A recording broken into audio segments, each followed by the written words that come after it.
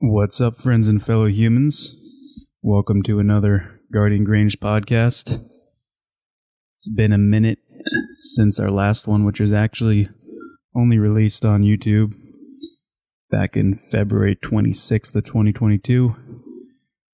It's titled Like-Hearted Part 1. It's a short one. It's like less than 10 minutes. So if you want to check that one out, it's over on our YouTube at Guardian Grange.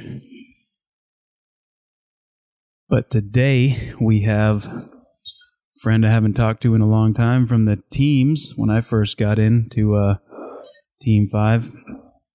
Dana DeCoster, who is a retired U.S. Navy SEAL commander, and now he's the co-founder and chief operations officer of Roper Solutions, Inc., which we're going to talk to him about because that's what he's doing now. This is his new way to serve. He's building a technology company that's revolutionizing the Internet of Things and wearables market.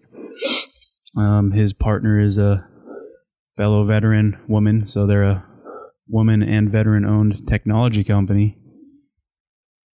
And they're focusing on creating cost-effective, high-performance sensing and communicating technologies. And he's also the co-inventor of Patch, which is one of their technologies, which is pretty cool. It allows you to communicate encrypted off-grid. So we're going to chat about that and go into some interesting stuff. This is going to be a shorter conversation today, trying to keep them to around 30-ish minutes. And also, I got a new Mac computer, and unfortunately, I couldn't get my nice microphone to work when we were on our call recording this podcast over the computer. So my audio is going to be a little bit less quality-wise than it is right now. So fair warning that my nice, silky smooth sounding voice right now is going to change a little bit. But Dana sounds good, so that's what really matters. And without further ado, let's get into it. All right, so good to chat with you, Dana, man. What was it? Been linked up over LinkedIn there. Technology. Yeah. It's been a minute. Absolutely, Mark. Yeah, I mean, it's funny. A lot of our teammates I've seemed to be able to reconnect on LinkedIn. So I guess it's good to see that all of us know how to actually use a computer. Somewhat, yeah. I don't have my normal sound set up, so we're just going through the computer like we chatted about. The Macs always change their input ports, and so my system doesn't really work right now. So hopefully this will be good. Yeah, we'll make it work. Keyboards a little bit. Yeah, right. Using right. fingers to type. Exactly. But yeah, it's been a while. I mean, I think it's directly, right? I don't know, from our time at Team 5, I mean, that was, when was that? Like 2003? 2005, I think, is when I left. I'd have to look at my paddle over here. Let's look. I could do a quick. It's actually hidden over there, but yeah, when I left Team 5. So that was a great time, man. Yeah, man. And then where'd you go from 5? So from 5, I went over to BUDS, Basic Underwater Demolition SEAL, the schoolhouse. And I did a quick, maybe just a few months as the second phase division officer, so running the dive portion of the training, and then moved over to run SEAL qualification training, which was definitely more my speed and kind of where I was at in my headspace, because that was after we'd all just gotten back from that Iraq deployment.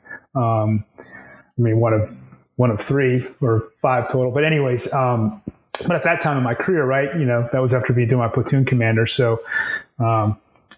It was, going in the second phase, just, it was like being on a high-speed train, and then all of a sudden, like the brakes just got applied. So SQT at least was great, where you're back kind of doing a version of a workup, which every SEAL platoon goes through as they prepare for deployment. But this time you're, training the next generation. And so similar blocks of training, land warfare, dive, close quarters combat, all that stuff. So that was more kind of my speed. So it was a great time. So I was there for 2 years, and then I went to, what did I do next? Then I went to SEAL Team 3. So, yeah. Solid. Mm-hmm. Yeah, man, that's cool. I like, I can see where buds would be kind of a bit of a buzzkill, you know what I mean? You're just going hardcore and then very repetitive. But yeah, SQT is, you got to run the gamut of all our skills. Exactly. Yeah, and it was good to give back too. Just because literally just coming off of that deployment. I mean, we got back in September, and then I checked in October. So, there was no TLD back then, right? There's no kind of decompression. It was so it was definitely felt like, but it was good to give back. And then again, I finished my career as the director of training. So when I retired in 2019, it was kind of full circle, right? Where now I was the senior officer, I was a commander at the time in 2005, and overseeing all of that. So that was really kind of a great way to kind of finish it out. That's cool. So yeah, 2019. So it's still decently fresh because 3 years, right?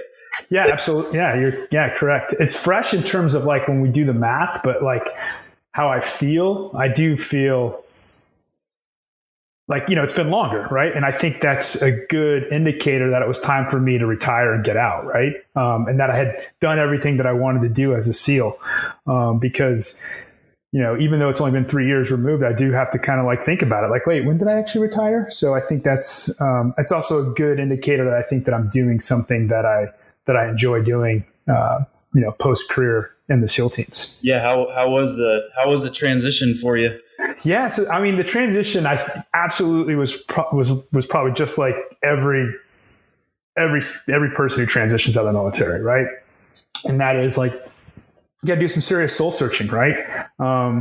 Because, serving my country as a Navy SEAL, right? That was something that I dreamed of as a kid. I was definitely that kid, right? That running around in the woods here in Texas, playing Army, playing all that, playing, and was always really into the military. And so, then later on, as I got older, it was, the SEAL teams, and then going to getting an NROTC scholarship to the University of Texas, where, now I'm on the officer track, still, want to be a SEAL officer. So it's always something I wanted to do. So, it's kind of difficult to follow up that dream career, like I got to do the job I always wanted to do. It was amazing for 20 years, working with amazing people like you, Mark, and, all of our other teammates. So, like many veterans, this transition out of active duty after 20 years of service, is time for soul searching. So, I really wanted to make sure I could find a new kind of meaningful path as a civilian. And, with that, I mean, I never let being a SEAL kind of define me. So I had a lot of friends that I had still stayed in touch with, and, throughout my ones that I've grown up with and folks adjacently. And kind of the answer came over lunch in 2018 with a former colleague of mine. Her name is Maeve Garrigan, and she was an engineer and a technology advisor to us. She worked at WorkCom at the time, but she had worked with some other elite military units. And so when I was the operations officer for Naval Special Warfare Group 1, which is, overseeing all of the West Coast SEAL team operations, her and I had worked on a project using backpackable drones for SEAL operations. So, enjoyed working with her on that. So when she left, we stayed in touch. And so, like I said, in 2018, we're having lunch, and she's telling me this really interesting project that she's doing, and that she had just received a $100,000 grant to develop a GPS ear tag for beef cattle, right? Which sounds crazy, right? But you and I, we've you hunt and track bad guys. Well, now I'm doing that with beef cattle. And so, naturally our conversation steered towards, what I was going to do after retirement. And we decided to go in the business together. And that's cool. Yeah, we started Roper Solutions Inc. is the name of our company. We do business as Roper. And so we've got a smart ranch, kind of IoT, Internet of Things with sensors for that use case. But then, because of both of our backgrounds, we knew that there was some other use cases because, what we've developed is already really small, light, low power, rugged. And so the idea came to reskin the same technology as a wearable patch, right? So patches looks just like a patch, like an American flag patch. Yeah. And it's something that, folks can wear on their person or on their gear. And what it does is it provides a ad hoc mesh network where other patches in the network can communicate. It links to the user's smartphone. Or connects via Bluetooth, and that's just for the interface, so they can interpret what the patches are doing. But now you can share your position location, so GPS location. You can send text messages as well as activity monitoring, and it's all encrypted. It's all wrapped in the type 1 256-bit encryption. That's cool. So there's no need for any kind of cell tower or radio. It's all just internal within that local system of patches. Is that correct? Yeah, correct. Yeah. So it's completely off grid. So no cell service, Wi-Fi, or satellite. That's cool. Definitely. Like we were chatting before, and a lot of applications to that beyond the beef cattle, which is cool. Especially just even people who go out hiking in the wilderness and with a group of people, just so they can stay connected, and especially hunting. I look at that because often we go in different areas and then we can at least communicate. That's pretty cool. So did you ever see how did she get into the beef cattle thing? Was she like trying to figure this idea out, or did she just kind of like happen into it?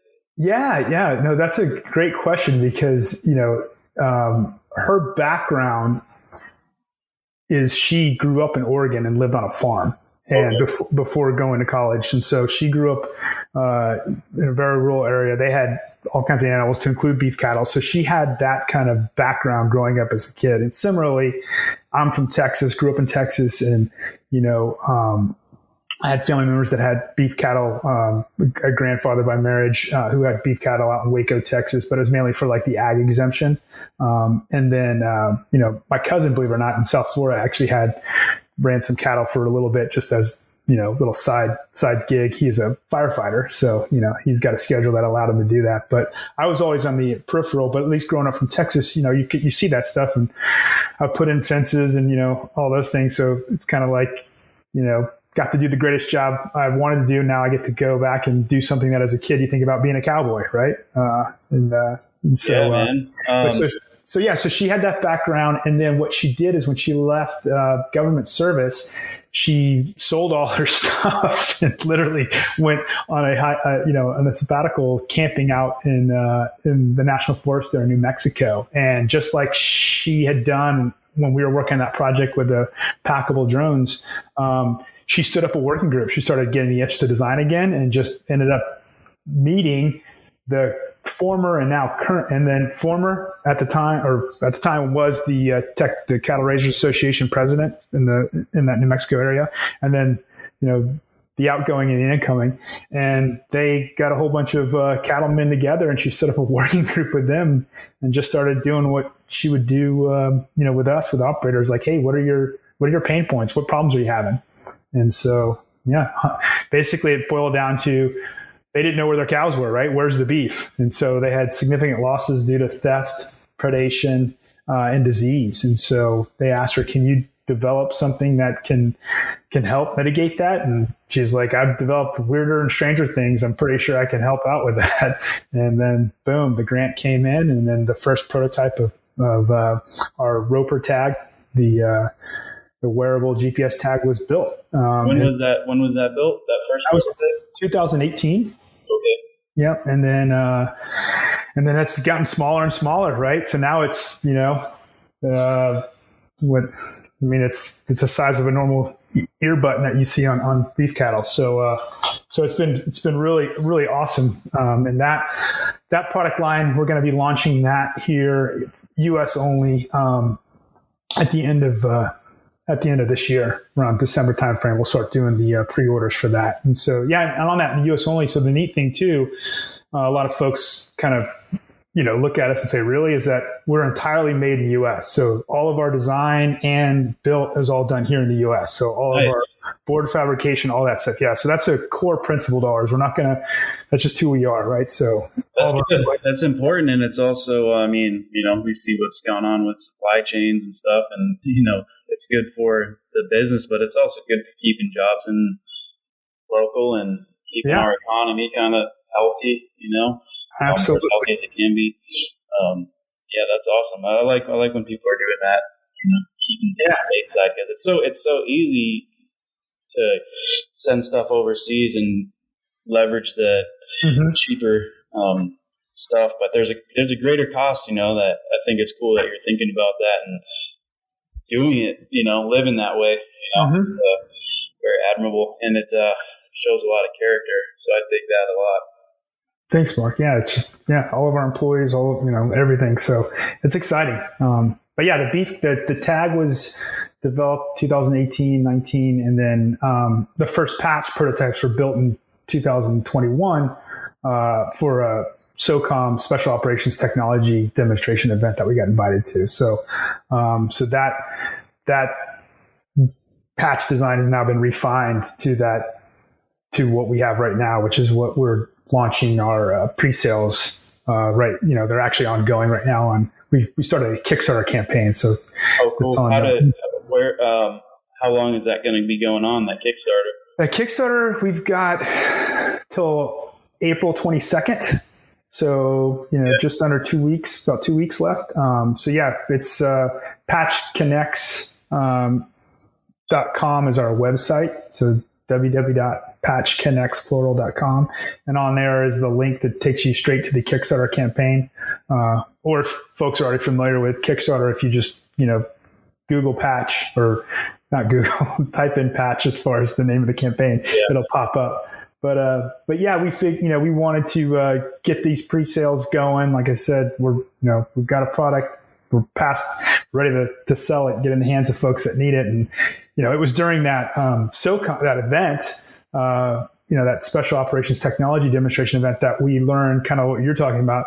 A lot of the operators that were coming by that they do the assessments, because it's not just us that's there. It's multiple companies that are showing off their latest technology. And, you get immediate feedback from, your customer, right? Which is these operators, right?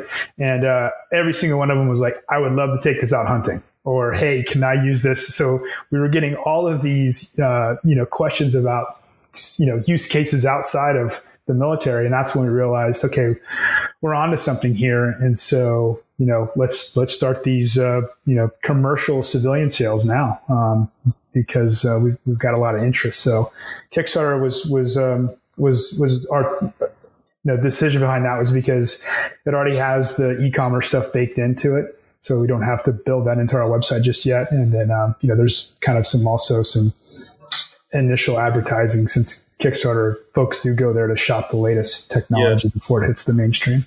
That's good. And how as far as the company, like how big or small are you? How lean is your operation? And you got like investors kind of supporting, or are you just really just grassroots? Yeah, we're just, between the grants and kind of friends and family, we have, I guess those are our investors.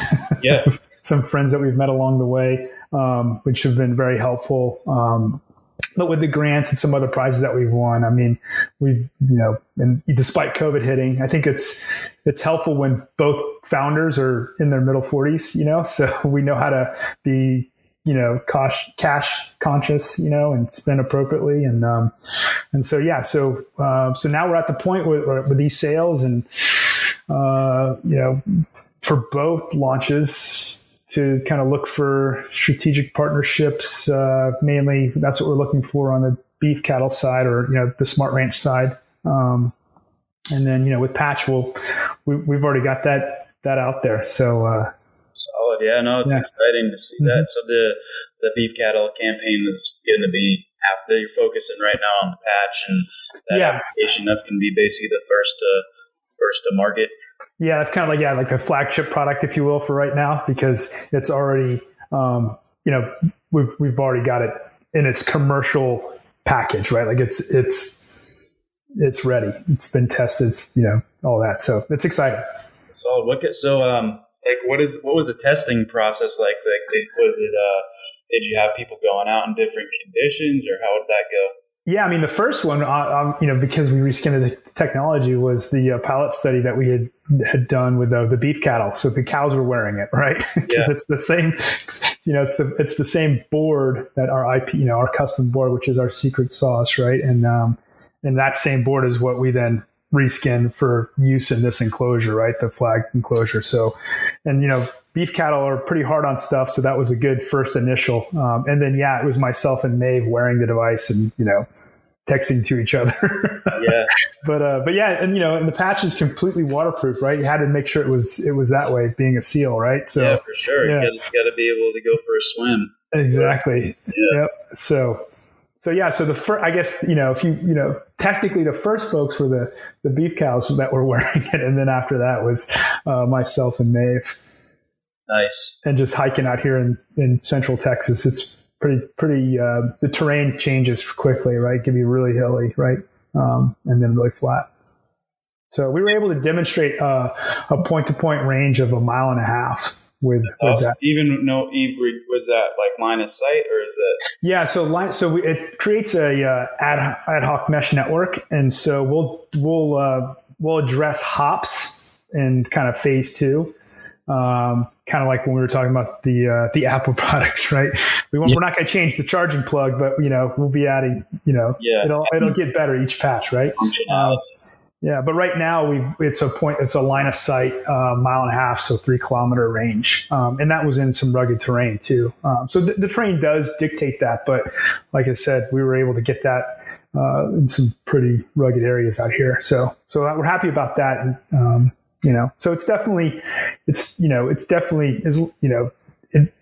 the technology has its use cases, and so as long as folks understand what it can do and what it doesn't do, then it's just another piece of kit that, seamlessly integrates into your gear, right? It's not, it weighs less than 3 ounces. And as when you're out there in the backcountry, you don't want to be loaded down with all kinds of gear. You want to be as light as possible. So, it's another thing that you can just slap on that doesn't really add anything. And it's something that, would be very valuable tech tool in your kit. Yeah, it's good. It uses everyone's got a little phone on them usually wherever they're at. So they can just use that, tap into that feature, which is pretty cool. Yeah, absolutely. Absolutely. Keeps the cost down too, than trying to make a whole separate unit, and the clutter, it's like people have so much gear that's just like going overboard as far as like things doing similar stuff, and this is kind of just super surgical precision functionality wise.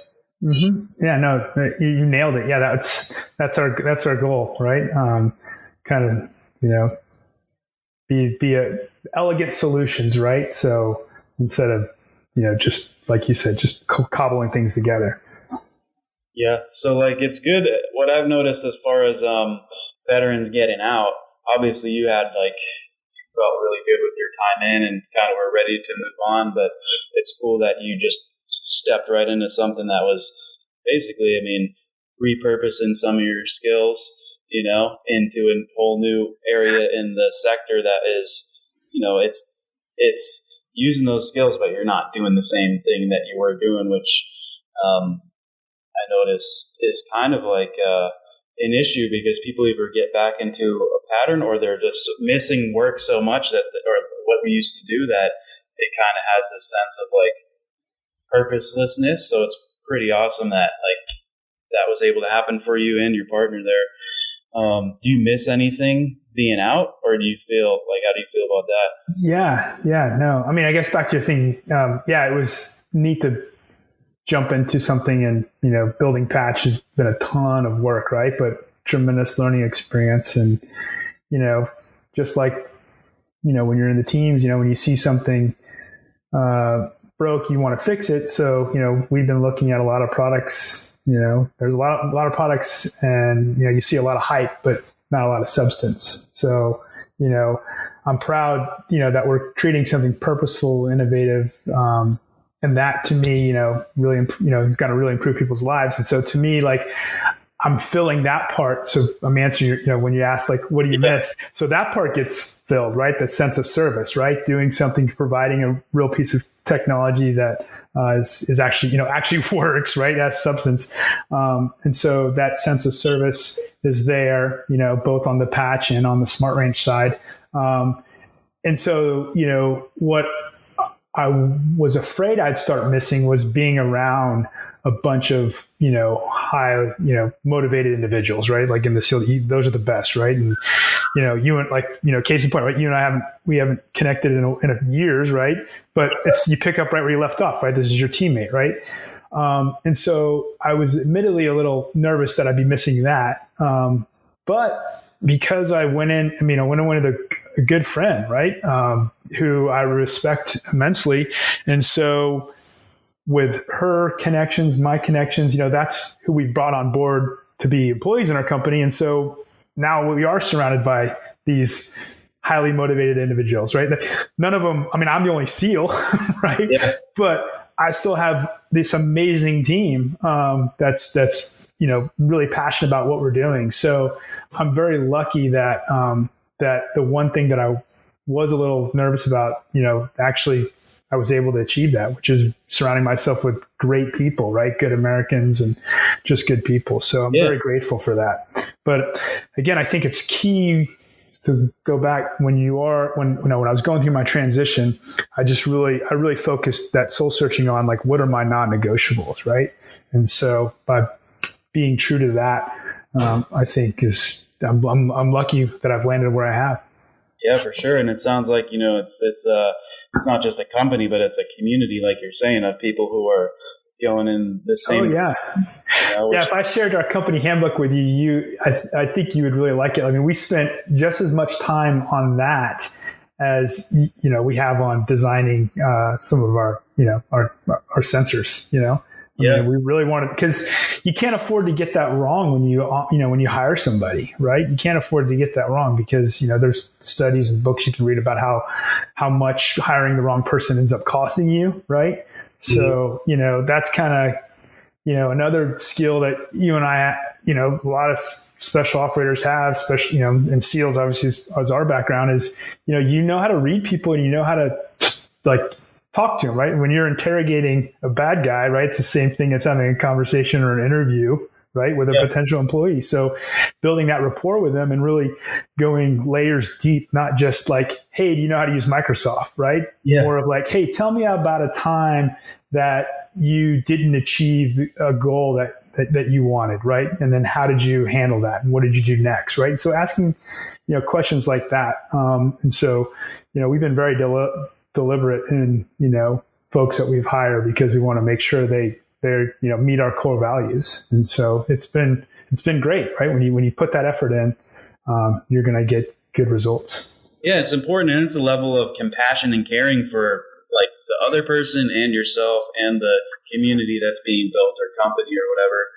And I feel like it's been a bit lost in society. And because we come from where we come from, we're just used to operating at a high level with a small group of people, and everyone's got to be switched on. So we naturally are, like, encouraging that and filtering that out. So we have, like, what I like to call it lighthearted, because everyone's got their own version of, creativity or craziness or quirks or something. But if we're on the same direction page, that's what makes a strong community. Yeah, absolutely. Yeah. Like, just give the guys intent, right? Don't tell them how to do it. Just like, hey, we need to go from here to here. And then that way you can make that creativity, you can harness that, right? So, because there's multiple paths to go from here to here, right? Yeah.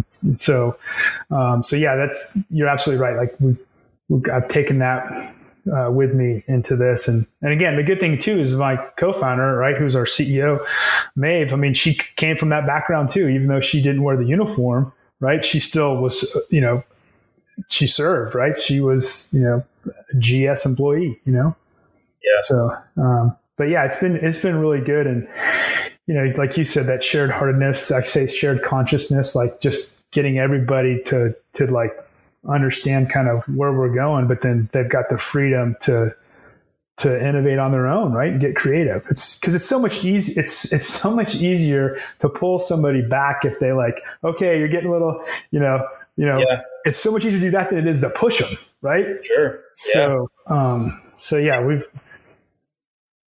pushing leads to like the whole kind of micromanagement structure, which makes a very fragile organization or team because it's all dependent on the person who's pushing the effort. You only got that's a good point. Yeah, and then you're not doing you being your highest utility, and everyone else is pulling back. So it's like a shrinking energy. It's like as opposed to boom expansion. You got to go grab someone who's like ran 10 miles and like, yo, slow down a little bit. We're trying to keep up with you, but at least they're pushing.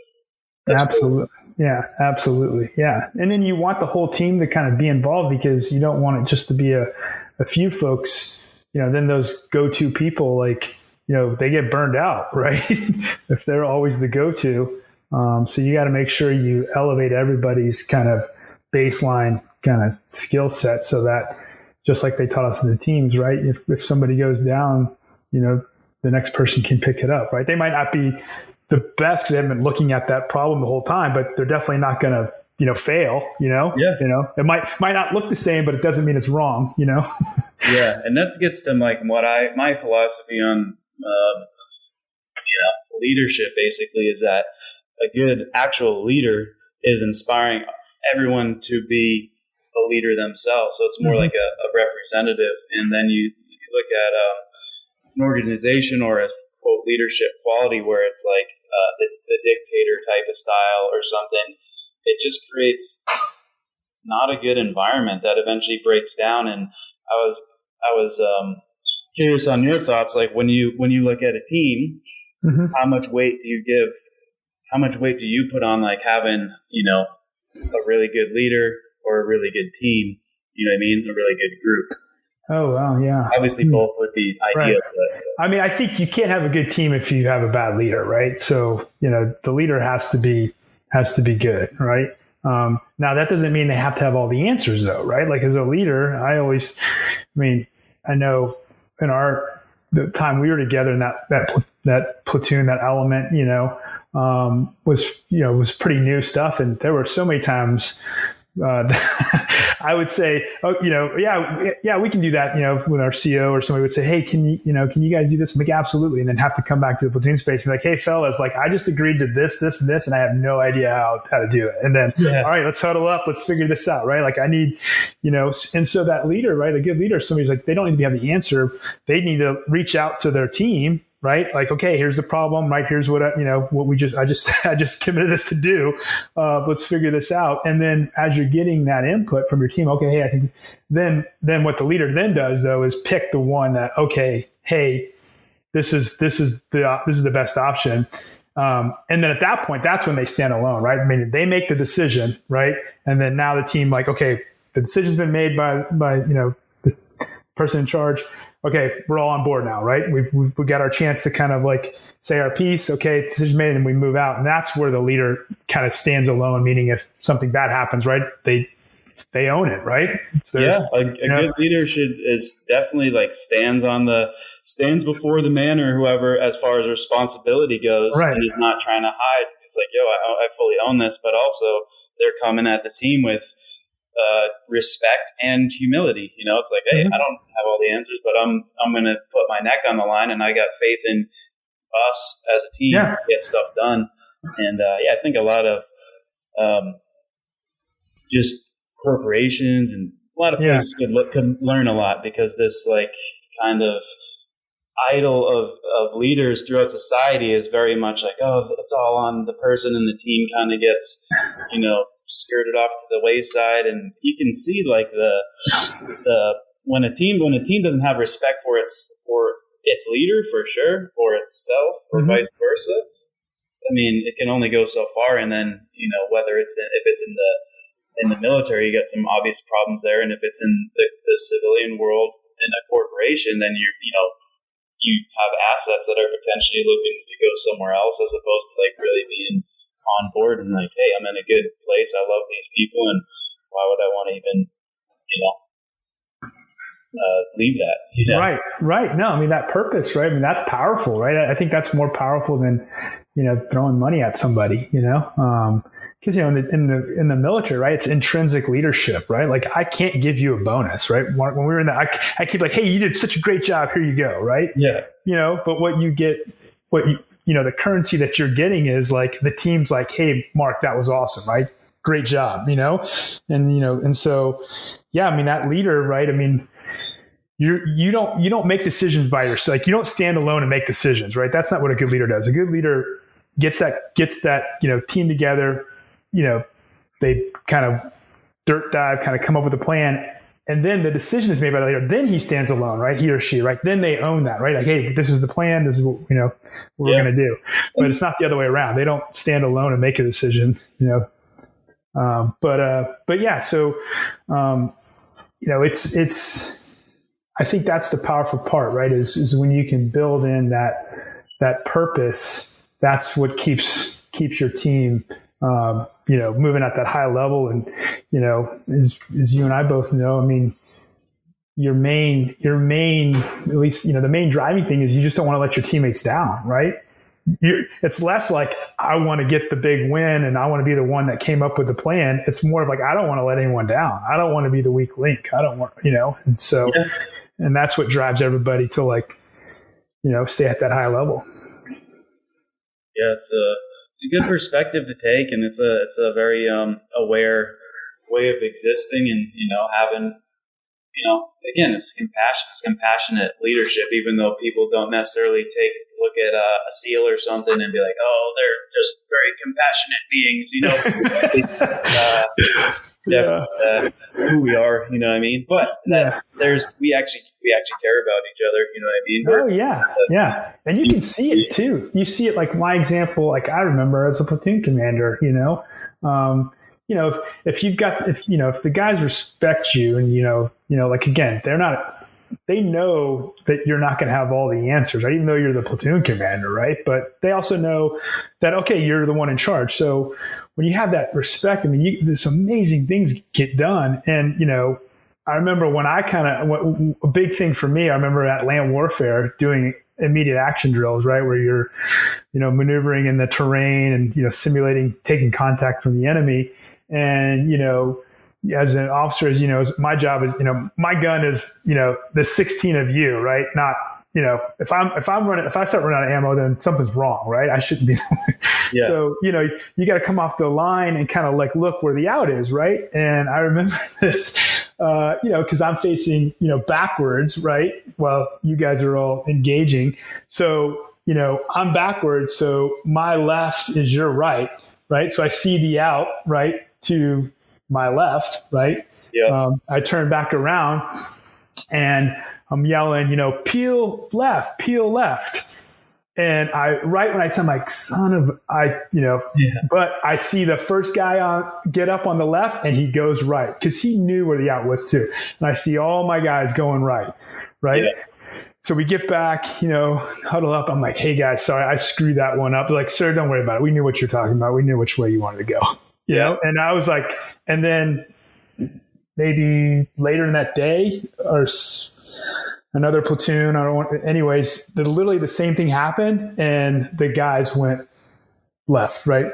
Yeah. And that platoon commander, and they're like, you said left, sir, and so then he's getting reamed out by the training cadre for not knowing the difference between his left and his right and blah, blah, blah. But yeah, for me, it was, that's kind of an example that I use where if you can be that compassionate leader and, just show folks that you care about them, you can do, some amazing things happen, right? Yeah, big time. Mm-hmm. Well, I appreciate the chat and everything you're doing, man. Is there anything else you want to chit chat about? Yeah, no, I mean, I guess really, I just hope that my story inspires, other transitioning, service members, showing them how they can kind of continue this culture of service and live their values, right? You don't have to sideline any of that once you take off the uniform.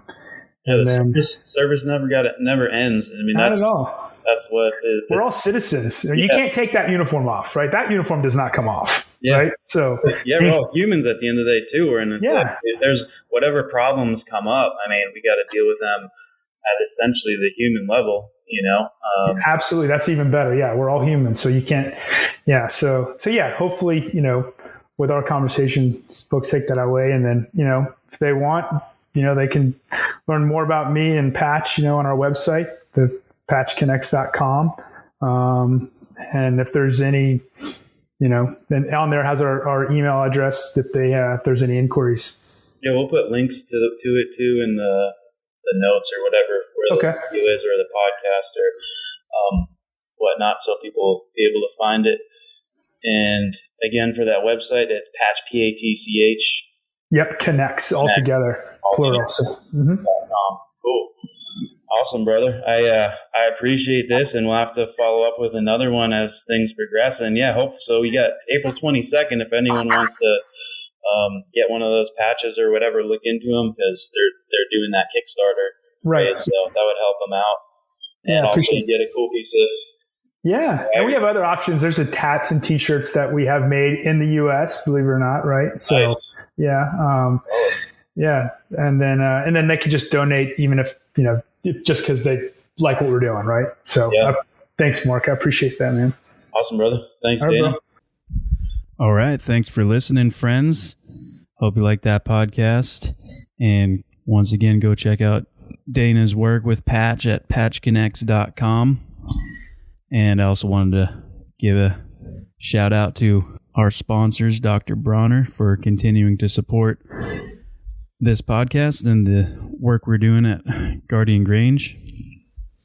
We had recently kicked off about a month ago our Escondido microgrange project, which is like a little miniature micro version of what we're doing on a big scale. So got a little farm going on there, a little garden, I should say, and a healing space, and bringing people together to kick off the first phase of that, which is a lot of property cleanup. I got some content on our YouTube channel again.